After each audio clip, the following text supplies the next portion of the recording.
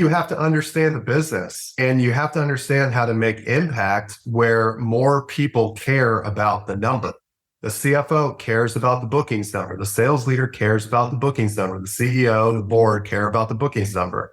Do not walk into a job and try to run a brand campaign that's probably hard to measure without first making meaningful changes on the demand side, because you're going to get fired.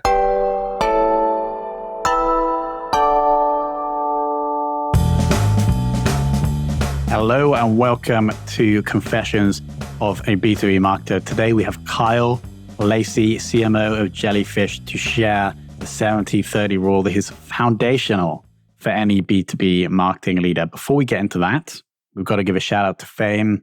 If you have a B2B podcast and you want us to look at it and tell you what is going well and what could be improved, click the link below, submit the website to your show, add your email address, and then 48 to 72 hours later, we'll come back to you with that Google Doc that myself or one of my team are going to write. So with that said, let's jump into this episode with Kyle. Kyle, welcome to the show. Hey, thanks for having me. Good to see you. So I want to talk about the 70-30 rule, and I'll explain why. Because I think it solves a lot of the problems being faced by the B2B marketer right now. Plus, it's fun.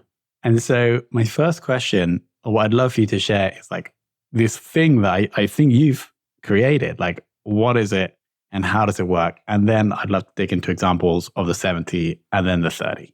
Yeah, so I would love to say that I created it, but most marketers, if you listen to what I have to say and then go look at your budgets, it's pretty much always 70-30 or 80-20, like most things in life, right?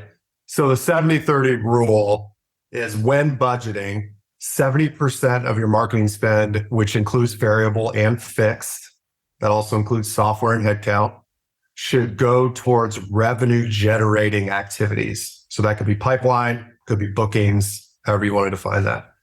And then 30% of that budget should go towards 10x experiences, brand experiences like events, direct mail, swag, anything you could think of that will differentiate you to a competitor in terms of experience.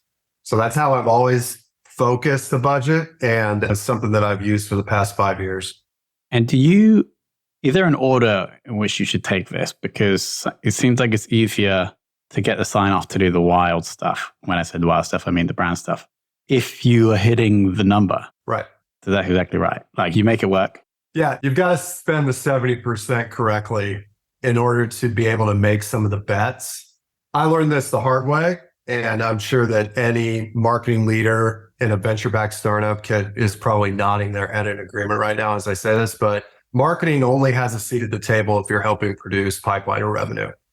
I mean, you could talk all day long about corporate communications and PR and major events, but if you don't own a bookings line or a pipeline line, you're insignificant, in my opinion.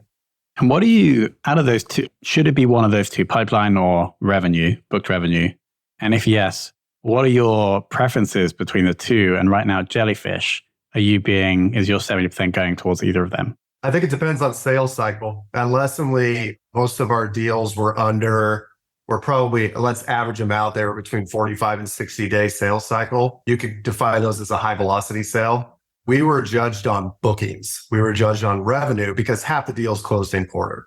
Jellyfish was more upmarket. We're moving more into the enterprise world. So pipeline coverage is it's definitely not more important than revenue, but it's something we focus on more often. And that includes funnel conversion for the pipeline and how much pipeline is leaving the funnel at a given time, how much are we adding week over week. It's just something we're focused more on right now. So step one for anyone that is looking to embark upon using the 70-30 rule is to get one of these metrics. Because I reckon a chunk of marketers listening maybe are not being judged upon either of those metrics, right?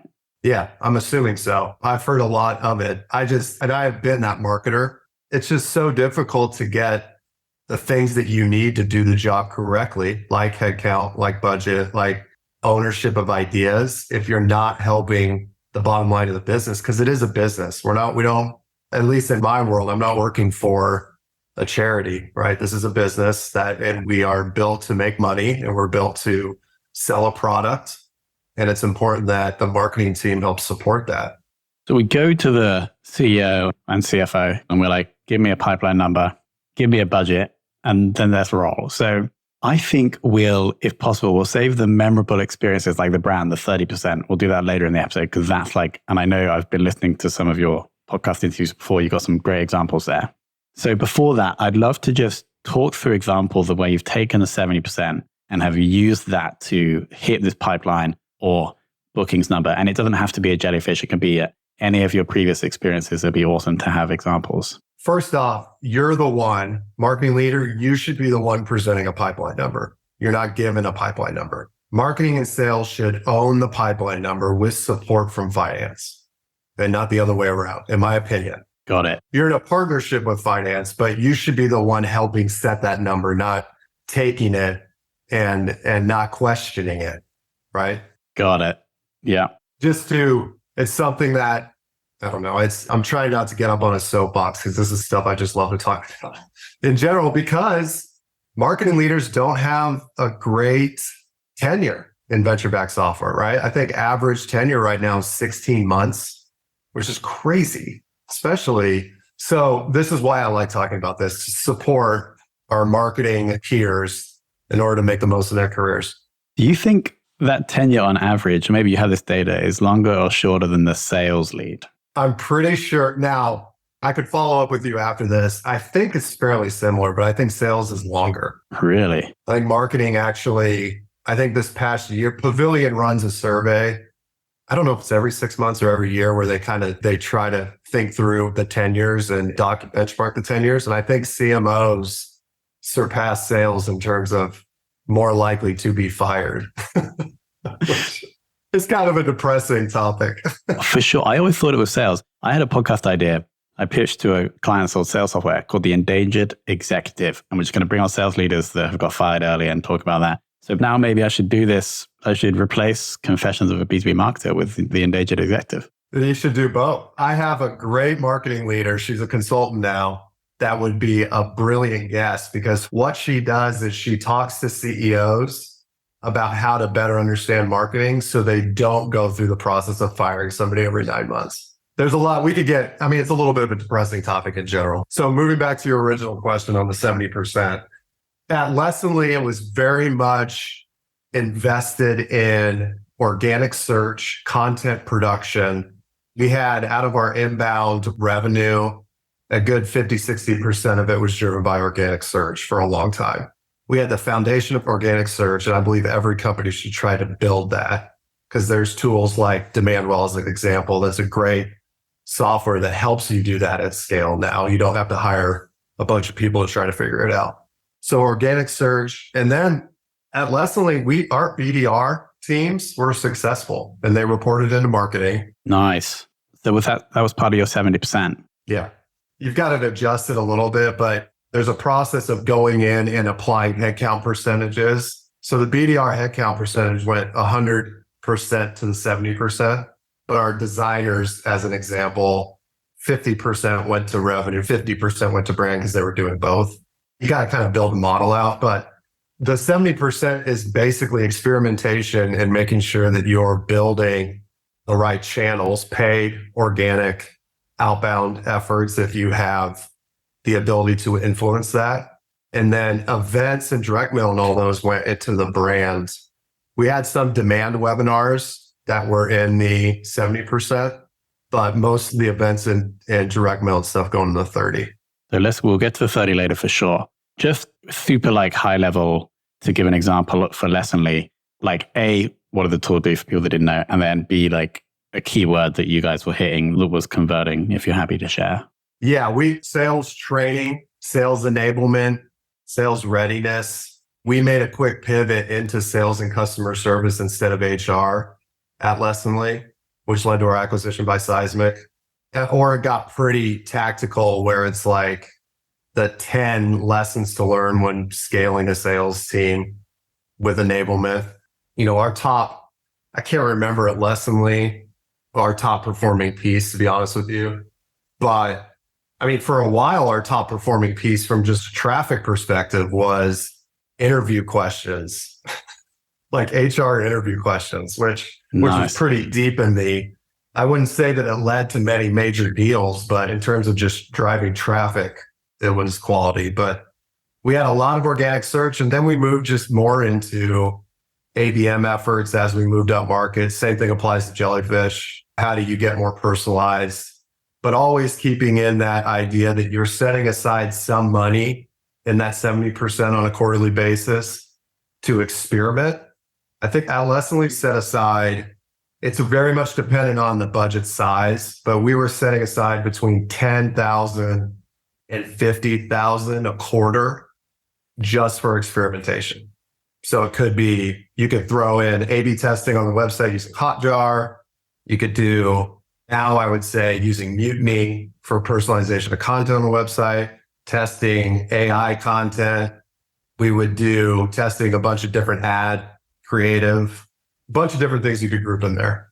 I think that's an important insight. Like the 70% isn't just being thrown into stuff that either isn't working. It's we need to invest some of that into making the 70% spend more effective. Yeah, for sure. Absolutely.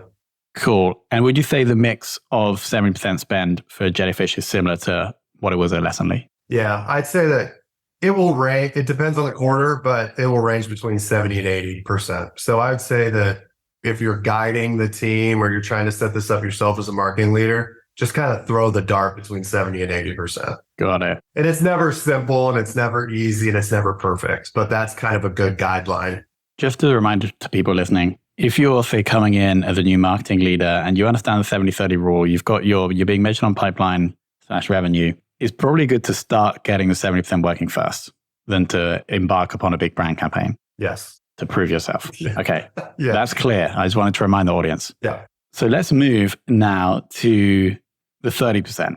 And I would love to know just a couple of examples of how you have effectively spent the 30% to increase brand awareness/experience. Yeah, I've been very lucky that I've been able to work with extremely creative people. And at Lessonly, we had a couple examples and things that I've actually repeated multiple times. The first is launch some type of swag marketplace or we launched an actual clothing line. We launched Ollie Llama & Co. at Lessonly. We launched Aftershock at Seismic. And we'll launch one at Jellyfish too. You can do it through a vendor like Postal, or you can do it through a Shopify store. We have a vendor in Indianapolis named Screen Broidery that does on-demand printing. So it's fairly easy to set up a Shopify store and they support the customer service side, which is great. So they do all the fulfillment and you just basically have a store. And what's interesting about that is that there's not a lot of cost up front and you can give gift cards to sales to use as incentives or thank yous, right? You can say, hey, send them a $30 gift card to Ollie Llama & Co. and they can go pick out whatever they want. So you don't have to deal with the address. You don't have to deal with the sizes, but just make sure that it's quality merchandise and your designer, and you have a very creative designer. Like nobody wants to go to a site to just buy your logo on the front of a t-shirt. And I understand that I'm wearing one right now, but this is not representative of what people can't see it anyway if you're listening. Do we have the core brand on this clothing line, or is it a completely different brand? No, it's not related. Really different. There was also Lessonly and Seismic gear that you could buy, and we used it as an internal employee portal as well. So employees could go buy their swag instead of us just giving them things, and they can deal with the returns and the sizes and all that stuff. So first one, fairly takes a little bit of creative and money, but launching some type of swag apparel line that people can go use on their own. Second thing is just get really creative with direct mail. I'm a huge proponent of it. I've used it in every company I've been in. At Lessonly, we designed a board game that we sent out we designed 3 different ones, one for sales, one for customer service leaders, and one that was just all encompassing. So it was persona-based board game. We had a Golden Llama campaign where we sent, I would gather it's probably close to 10,000 Golden Llamas out to people where they could give it to their employees because Golden Llama was part of our culture at Lessonly. It was kind of a value add. 10,000. Yeah. Well, it's not. And just to be clear, this is not a perfect model, but just try to get a little bit more creative. Like, don't send another t-shirt. Like, just think a little bit more proactively about how to create a great experience for the customer, because they get Yetis and socks and t-shirts, and like, don't send a bathrobe. Just think a little bit more. Spend an hour longer brainstorming than just going to a swag provider saying, hey, can you make a t-shirt for us? So that's the second thing, direct mail. And then the third is up-level your event experiences. We had a rule at Lessonly, and the same rule applies if we try to at Jellyfish and at Seismic, was you need at least 50% of a dinner to be customers. And you aren't presenting content at a dinner. Your VP of sales is not allowed to get up and talk for 30 minutes, because your best salespeople are in the room and they're your customers. You don't need content if the dinner is curated appropriately. And I think we're in a special world now where experiences are easier to find because of COVID. You could do the virtual experiences. You could find marketplaces that have whiskey tasting, wine tasting, and painting, and all this stuff, right?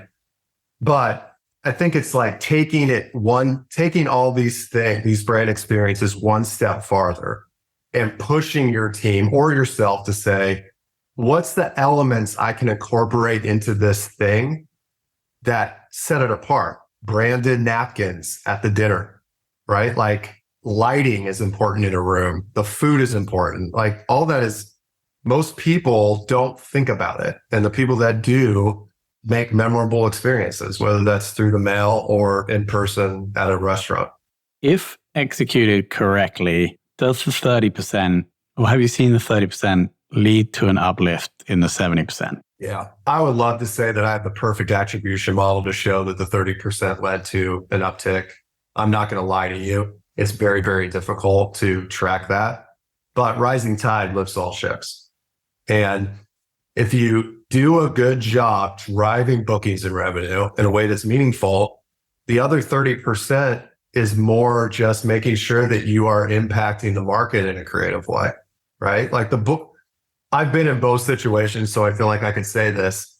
If you're hitting your revenue and your pipeline and bookings numbers in a meaningful way, the board or your boss is not going to be asking about the event spend. As long as you're not don't overspend, make sure you're in budget. It's very important that you stay in budget as a marketer. But that's just something that I always try to keep in front of my mind, is that you can do board games, you can do cool direct mail, you can do events that are meaningful if you are making meaningful progress on your pipeline and revenue numbers as a marketer, and you own it with sales. It's not sales bag to hold. You should be holding it with them. Got it. The 30% also seems like it's the stuff that internally, whether it's a CEO or other people in the team, just love as well. Yeah. So it makes you popular. Yeah. So some of the stuff that I say on podcasts, I'm hoping that my CEO doesn't necessarily listen to, but you can say, he probably will, but you can say, hey, track this spend to the dollar that it's generating. And that's great. But there's nothing better than a forwarded email from a board member or text from peers saying, I saw this, it was great, or I attended this event and it was meaningful, or I heard about this. So think about all of the feedback that the board members and your exec team are getting with great experiences. And that is also meaningful, but you don't want to track it.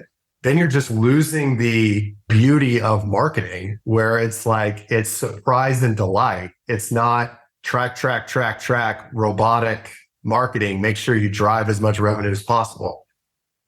And so when you give your teams the bandwidth to think more creatively, they're more innovative and they're happier. If I asked my marketing team to make sure that we're tracking every single message that our CEO got that was either negative or positive at an event he attended, it would be terrible, terrible. So there's just some stuff that you got to let go and make sure that you are driving the best experience possible. And I think it works out in the end, honestly. And there's a lot of revenue marketers and demand marketers that definitely do not agree with me on that point. But There's got to be some part of this that's fun and not just like, let's make sure we're in a Google sheet with attribution modeling.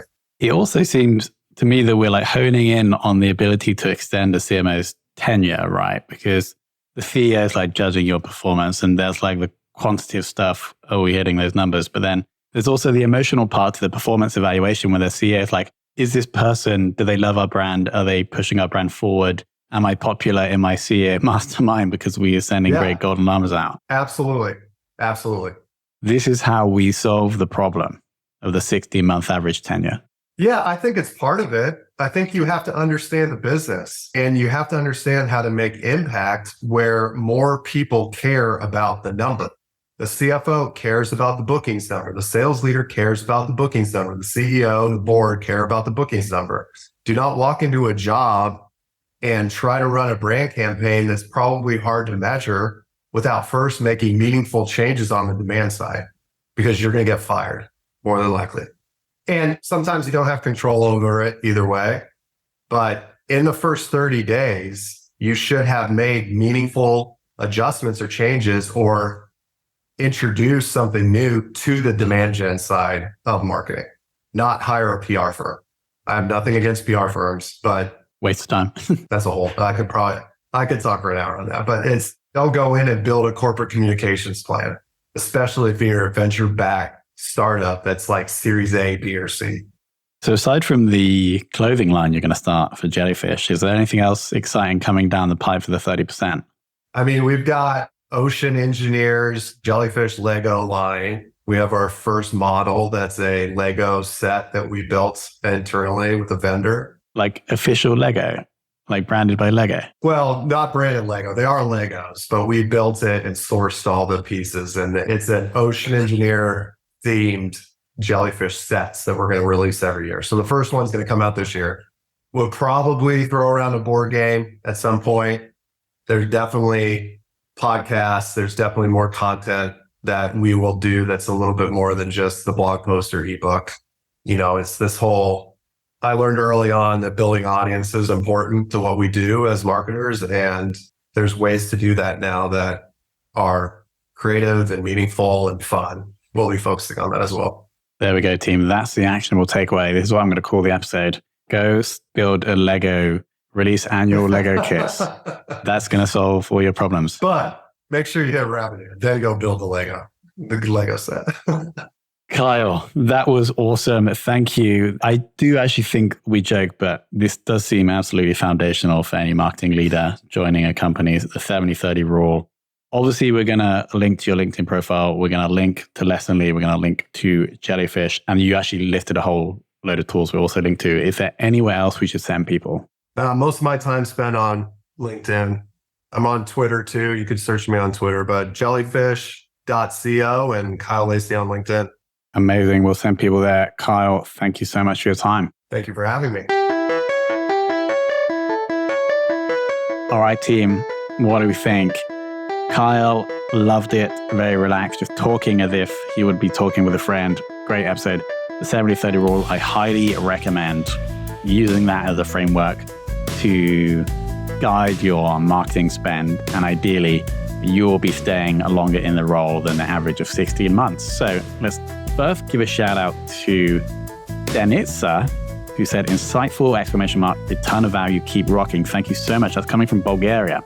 If you have any feedback on the show, please leave a rating or review on Apple Podcasts. Send me a screenshot and I'll give you and your business a shout out in the show. Obviously, thanks for Carl for coming on. Thanks to fame.so, link will be in the show notes, for producing the show. We start and grow podcasts for B2B brands. And of course, thanks to you for listening.